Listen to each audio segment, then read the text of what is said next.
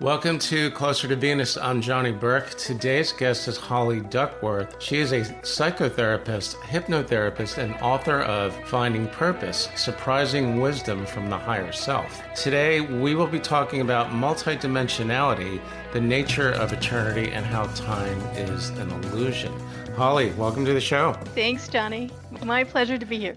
You've studied with Dolores Cannon to learn about past life regression. What inspired you to do that? Tragedy.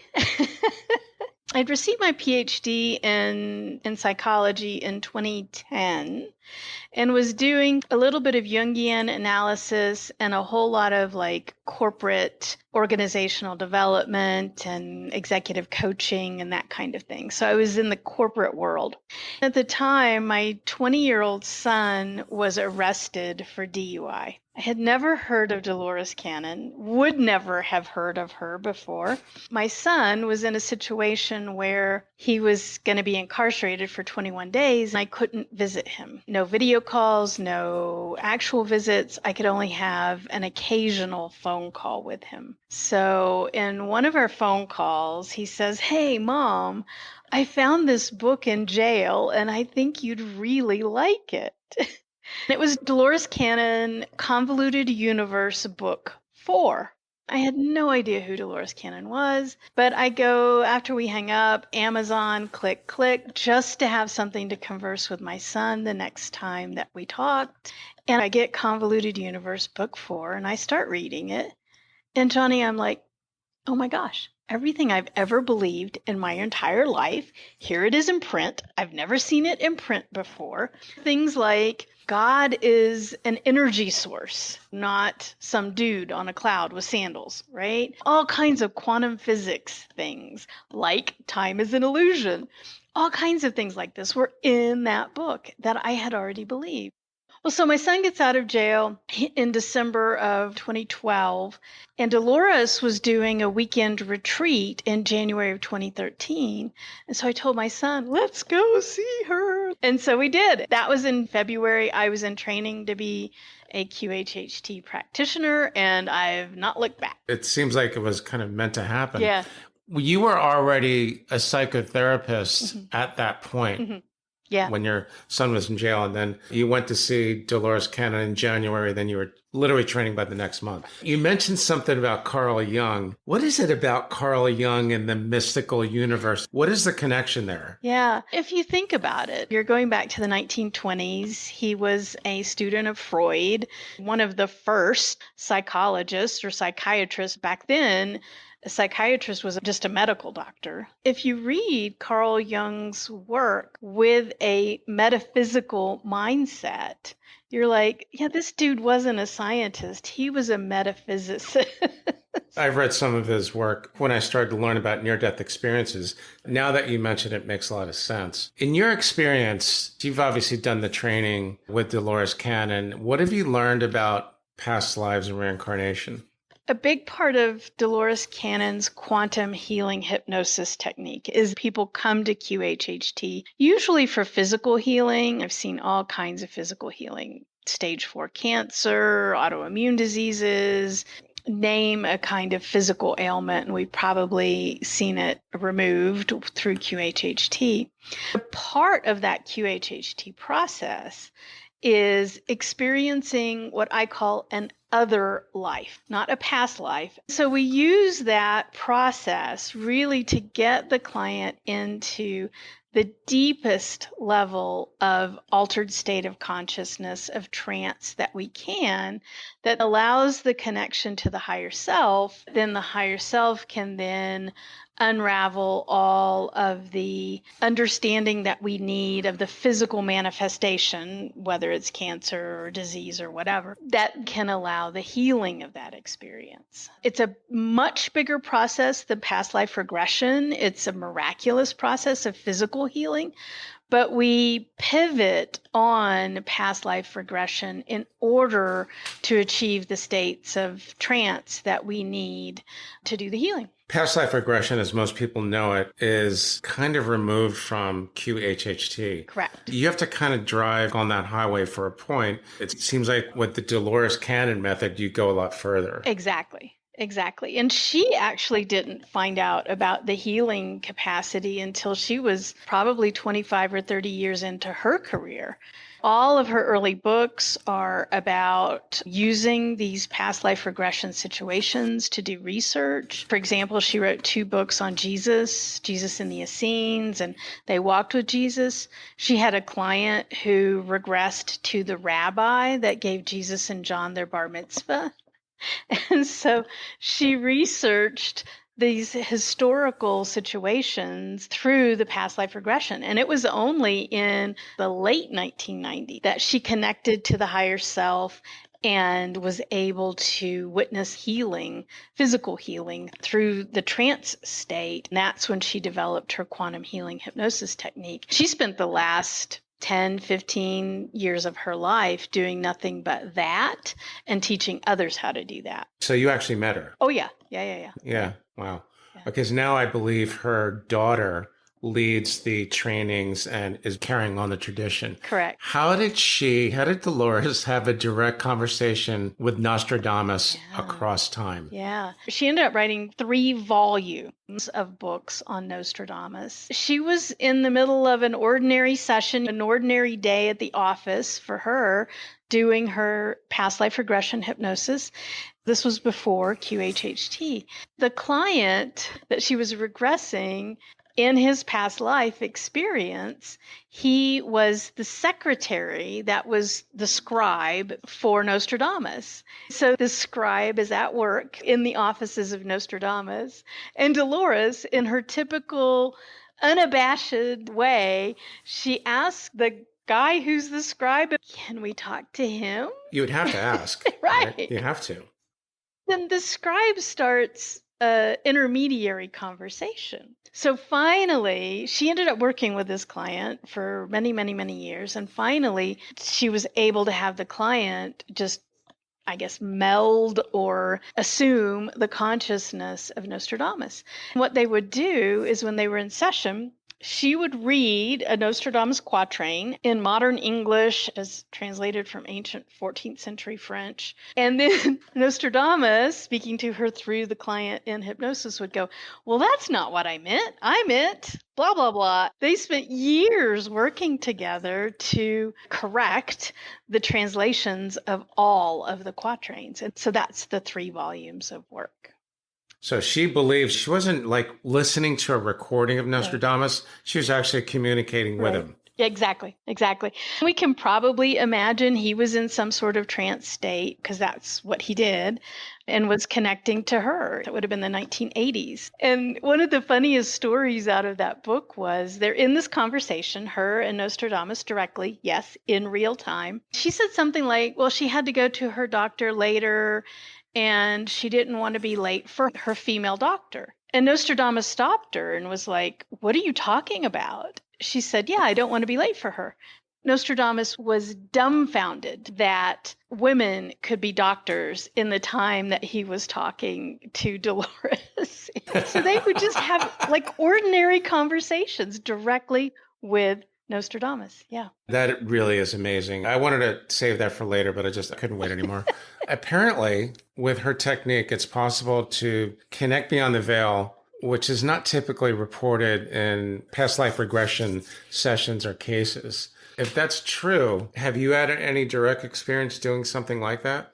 Well, yeah, every day. So when the person is in trance and experiencing that other person's life, we don't always go to the past. We can go to the future. We can go to a simultaneous life. We can go to an eternal life, an energy being, if you will, that resides outside of time. We can go to other planets where the timeline is very different than this timeline, than an Earth-based timeline. So we go all kinds of different places. That person in trance, they begin speaking in the first person. They are embodied in that situation. They see sights, they hear sounds, they can smell smells, they feel the emotions of that person in that other place and time. It is first person. You feel and know everything that that person knows. So we can begin to have these same kinds of conversations like Dolores was having with Nostradamus for these people in whatever time they're in. I'm starting to think about how some people go to mediums to try and make contact with a past loved one. Could it be that this technique is, I don't want to say safer, but it's an alternative to going to a medium, or is it similar? Of course, I'm biased, but I think it's better because it's not going through someone else's filter, right?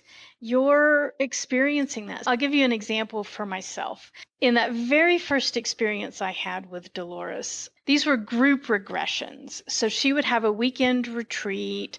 There'd be 200 people in a hotel ballroom, and we'd all be going into hypnosis simultaneously. She had different scripts. Sometimes it would be past life, sometimes it would be future life, sometimes it would be meet your spirit guide or get an answer to a question. She had all kinds of different journeys that you could take. This particular one was past life. I came into that life. It was really funny because I'm looking down in my mind's eye. My eyes are closed. I'm having this very intense imaginative experience in this other life as this other woman. And she was a Black woman. I would say probably back in the 19 teens in a large city, maybe St. Louis or Chicago, and I had a little tiny house. I'm standing at the kitchen and I'm cooking bacon. And Johnny, I could smell bacon cooking in that moment. And I had a baby on my hip. I had 2 daughters and I had a son in this little tiny kitchen in my little tiny house in this urban environment, completely unfamiliar to me. I've never lived in a house like that or a city like that. I've always lived kind of out in the country. So experiences that were completely foreign to my conscious mind, and yet here they were. I'm in it first person, smelling the freaking bacon on the stove.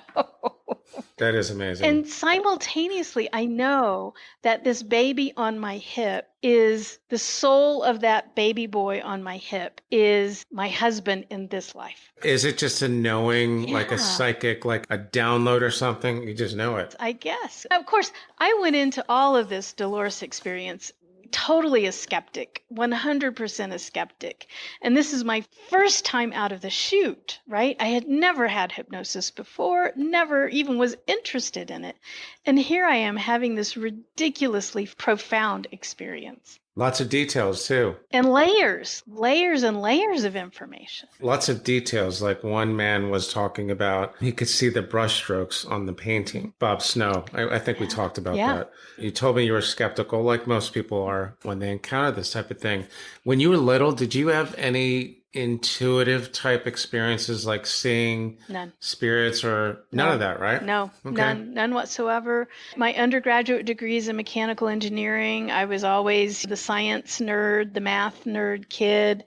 My dad's an engineer. I have brothers that are engineers. Like the whole family is like left brain analytical engineering people. None whatsoever. I still don't see auras. I can tap into higher self, of course, having been regressed and in hypnosis as much as I have now.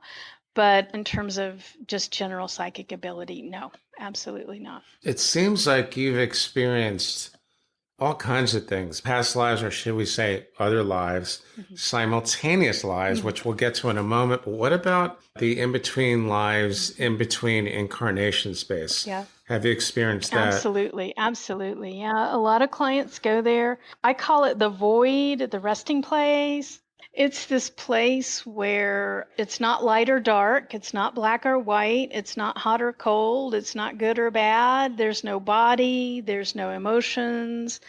And a lot of people will go there in between lives. The best I can tell is that other beings are there. They're not in form.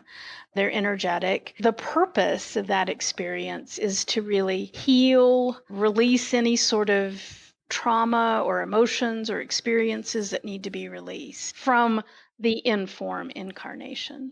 Yeah. Have you seen any or experienced any instances of pre-birth planning? Oh, absolutely. Absolutely. Soul contracts, soul family. Yeah. Most clients will ask, do I have any karma that I need to know of? Any contracts that I need to work on in their session? They want to know that for the remainder Or cancel. of their life. Yeah, exactly. And it is. It's as easy as saying, not going to go there. Before embodied, I might have thought that was going to be easy or even capable of doing it. And no, it's not going to happen. Yeah. It's like an athlete asking for a trade. Yeah. Yeah. The other thing is that almost always we've incarnated with our soul family, with other people that have agreements to play the various roles. Everybody says that. Yeah. It's amazing. Yeah. It almost seems like too good to be true, but everybody that I know that has had experiences of that place says the same thing, that it was like casting a stage play. Yeah. We're just playing roles. Yeah. One of the most really challenging stories that I've run across is one of my clients. She had a very, very common question. What is my life lesson, right? What am I here to learn? And then, of course, what is my life purpose? That's the whole point of the book, right? Her question, what is my life lesson? And she was at the end of her life. She had a recurrence of brain cancer. She was in her mid-70s. It was now or never, right? In terms of what is my life lesson. The higher self said her life lesson was forgiveness. Well, what we find out is that her father had been one of the most unimaginable abusers to all of his kids, including her. Think of a kind of abuse. Yes, that's what she received at the hands of her father. And he was actually an ascended master. He was like an elder of the soul family. But he came down here to play a role, the elder. To be an abuser so that she could learn forgiveness. Wow. Is it true that we don't get judged when we go there? Someone communicates or some energy communicates as if to ask, how do you think you did? Exactly. The whole soul family will get together, everybody who played a part, and go, well, did you get what you wanted? And then you get to say, well, yeah, but I missed this one piece of forgiveness. I think I'll do this again, but the next time I want to learn forgiveness in this other way or whatever. Yeah. Do you ever hear silly things like, well, yeah, I never got the record contract. I never got the supermodel girlfriend, No. or stupid things? No. All right, that's good. No. I had to ask. Yeah, in terms of life purpose, that's one of the things I've learned. They do not care what you do. They do care how you be. Your state of being is what's important, not what you do. So in other words, they don't care what you do. So if you're a horrible person and lie, cheat, steal, murder, whatever, they don't care about that? Nope. They do not. As long as you got what you needed. Just a few weeks ago, I had a 16-year-old client come in, which is the youngest we can work with. He goes into his other life experience, and he was and in this life, he's just the most beautiful, precious, lovely, love-full human being. But his other life that we witness, and if he wasn't ready for it, the higher self wouldn't have shown him this. He was like a 1930s, like Al Capone level gangster. And his job in that other life was to kill people, to murder people. He was a hitman. Did he say who he was? No, we didn't go into names. No. You didn't go into that. But here he is in his next, presumably, if we want to follow timelines, his next incarnation as this beautiful, loveful person. It seems to be in contrast with some other things or principles that we all hear about karma. Let's take this person, for example. He was a hitman in Chicago in 1930, whatever. He's killed a bunch of people. Doesn't he have to work that karma off, or not necessarily? Not necessarily. It depends on who he killed and what their prior agreement was and what was the point of that entire experience. So it depends on his role. Exactly. If his role was to do that. Exactly. But what about the people that have near-death experiences and it's really scary, and we find out later on that experience is attributed to they were not very nice people in their life?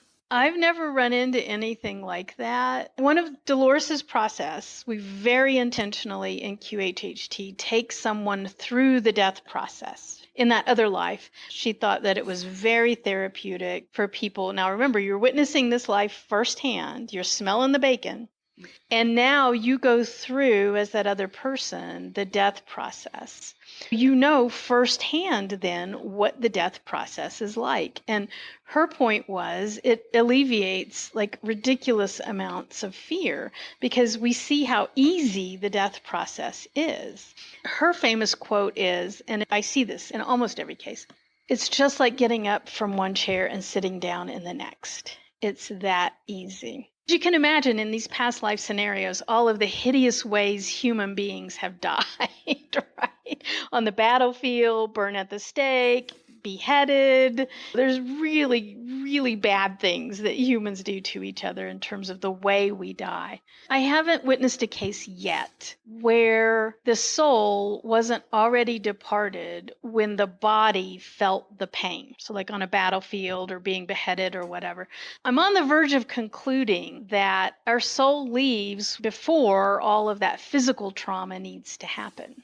So I can see this would really kind of ruffle the feathers of some of these hardcore Christians, because you're basically giving us license to do pretty much whatever we want, right? Well, I guess eventually you're going to have to figure out all sides of whatever it is that you're working on. Let's say, for example, that client that I was just talking about, whose father was the abuser, and her point in this life was to learn forgiveness. That was her life lesson. Well, her soul is going to want to understand in this life she was the victim of abuse and she needed to learn to forgive her abuser. In another life, she's going to have to be the abuser and be forgiven by those that she abused. So if we want to learn forgiveness, we have to learn every single solitary facet of forgiveness, which means playing every single solitary part that is attached to forgiveness. That would make sense with the statement, which again is in the book. We have to have all experiences. Yeah. We need to have all experiences. Yeah. We have all been the victim. We've all been the villain. We've all been the savior. We've all been the bystander. We have all been everything. So then this idea, this self-righteous, holier than thou idea, well, I'm a good person.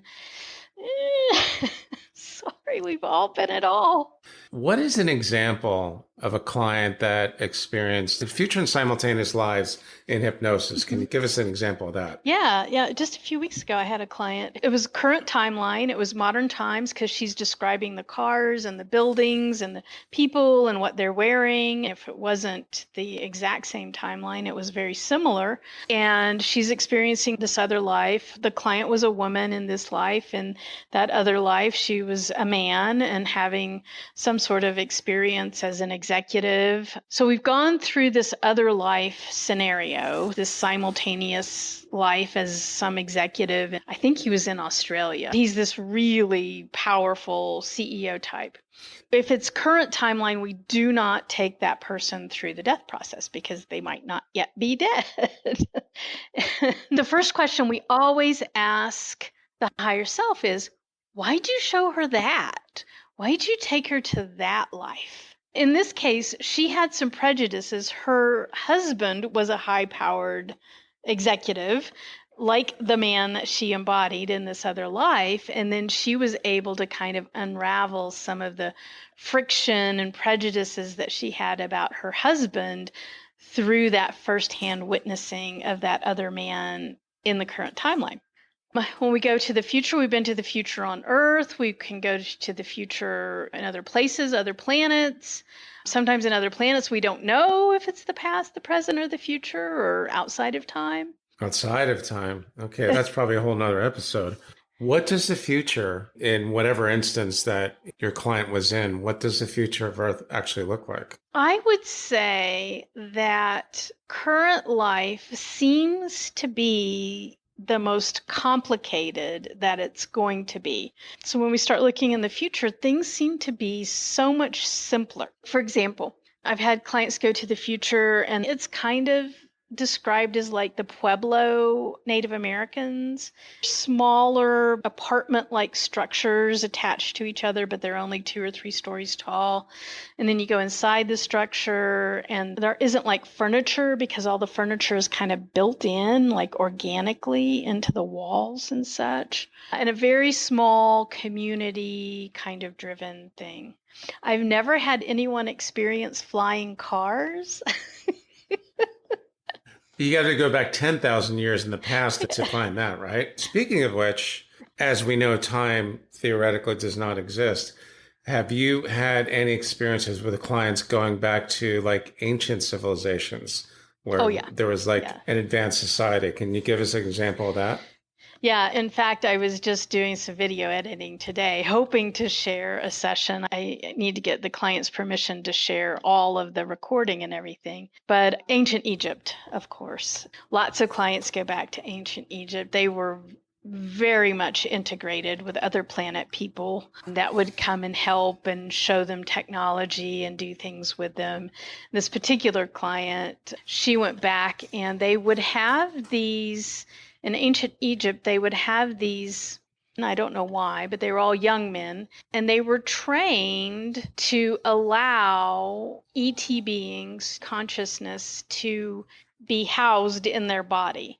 So they were trained to empty themselves of themselves and then allow the ET to come into the body to do things on Earth. In this particular instance, it was to do some sort of energy exchange with a priest and a priestess in a ceremony. So my client was the ET that happened to be temporarily resident in this young male body, which the ET found it extremely uncomfortable and clunky.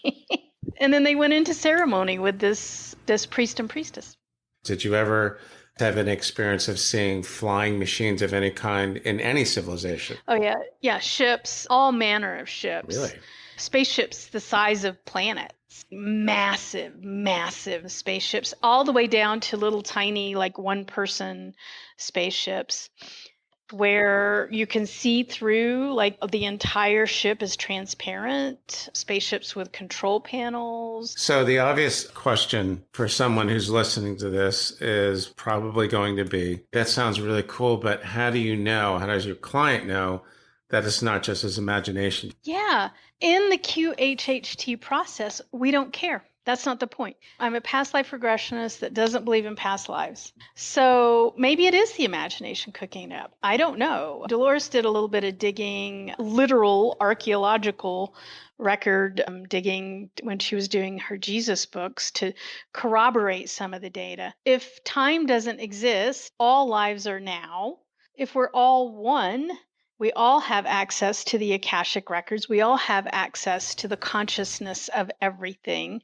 So is it my past life? I don't know. And frankly, to QHHT, it doesn't matter. All we're using this other life experience for is to develop a deep enough trance for a very clear conversation with the higher self to do the physical and emotional healing. What it's designed to do. I have lots of respect for mediums, but this is where the line of demarcation between something like this and mediumship is that the mediumship is not really meant to heal, I don't think. Although it can bring forth certain truths. Yeah. We use the term healing broadly because back to that same example, what is my life lesson? It's forgiveness. Well, learning forgiveness is healing, right? It's the fulfilling of that lesson in this life, and that's important to this life, and that's a healing aspect to this life. Yeah. So fulfilling your purpose does not send you to the pearly gates upon death unless you choose to manifest it. So, okay, right. I have to ask you this. On the other side, is manifestation instant when you get there? So it's a little different. Yes, but I've been told it is. On the other side, we don't need things. In other dimensions, I don't need food. I don't need shelter. I'm never cold or hot. So why do I need clothes or air conditioning or roofs over my head? I don't. So the need for manifestation is much, much, much less in higher dimensions. Unless you want to see someone, right? Yeah. But if I'm pure consciousness, I'm never separated from that someone. So I don't even have to manifest the connection because I'm never not connected. I've never heard it explained quite that way, but then this is returning to source, returning to oneness, right? Mm-hmm. Talk a little bit about Kelly's first incarnation in physical form, right? This was her first incarnation because her soul had always had formless experiences. Apparently, she incarnated here as part of waves of volunteers. And Dolores wrote about in her book, The 3 Waves of Volunteers. Tell us about the volunteers. Universally, at the end of World War II, when humans were figuring out how to do nuclear weapons, the keepers of the universe, the higher ups, these ascended masters, kind of went, oh crap, the kids have matches. Kids have matches. We're not a very evolved species as humans, by the way. I've heard that too. We uncovered matches, but our matches as nuclear weapons had the ability to rip holes through space and time, to rip holes way beyond our dimension. There were other parties in the universe that were very, very interested in us not having these kinds of matches. So the call kind of went out to souls that were incarnated in other places and other dimensions, much more evolved souls, to come into Earth. One of the rules of Earth, and one of the things that makes it such a challenging place, is we have free will. We come here, we forget, we go into our separation from Source, and we have free will. The point of incarnating on Earth is to see what you're going to do with your free will. They couldn't just quash the nuclear weapons. They couldn't just create a timeline where we never did that or whatever. What they couldn't interfere from outside because of the law of free will, but they could incarnate as humans and influence the evolution of humanity from the inside out. So those are the volunteers. Actually, I think we're up to the 4th wave. Dolores wrote about the first 3 waves back in 2010 is when that book came out. And now I've seen some clients that either their children are wave 4 or very young people, 16, 17, that they are wave 4. Over time, these different dimensional beings have incarnated as humans for the express purpose to change the vibrational frequency and the dimensional experience on Earth. So we can finally go into the Aquarian age after we've been talking about it for 500 years, right? Yes, but for a lot of other places, that's a blink in time. That's what I've been told. To be continued. All right. Holly, thank you very much for joining us. How can our listeners find you online? Sure. So my website is awarecaredurango.com. And then the book we've been referencing today is called Finding Purpose, Surprising Wisdom from the Higher Self. It's on Amazon and all the formats. You've been listening to Closer to Venus. I'm Johnny Burke. If you enjoyed today's episode, please consider subscribing. For more info, please go to closertovenus.com. Thanks again for tuning in, and we'll see you next time.